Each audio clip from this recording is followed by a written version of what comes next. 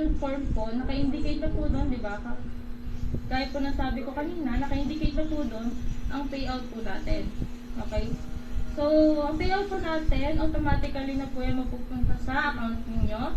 Dahil kasama na po yung sa pinilapan nyo, yung Gcash account nyo, pag once na nag-reach na po kayo sa payout date nyo. Okay po.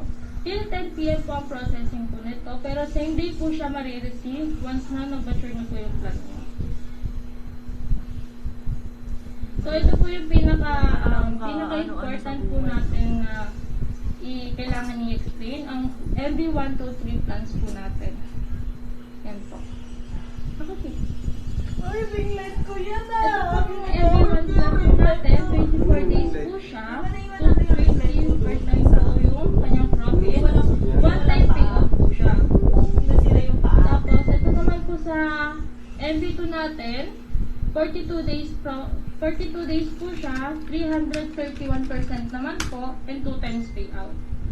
Tapos naman po sa MV3 plans natin, 54 days and 424% po, and 3 times payout naman siya. Every 18 days po yun. Okay po? Every 18 days po yung MV3 plan natin.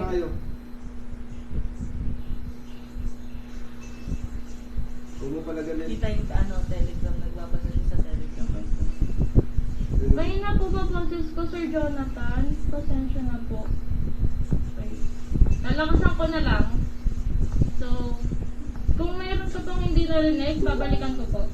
Ayun yung girlfriend ni Carlo. Good evening din po po, Miss Mercy Valenzuela. Okay. Nagpatay pa ako, tinawag ko siya. Kung may mga tanong po kayo, pwede po kayo magtanong po. Sunod naman po natin i-explain after ng plans po natin ay yung mode of payments po. Okay po? Yan po. So sa mode of payment po natin, ang available po natin is Gcash, UB, or Union Bank, which is coming soon pa lang po ito ha, coming soon pa lang po. And then sa crypto naman po, ready na po yung crypto natin.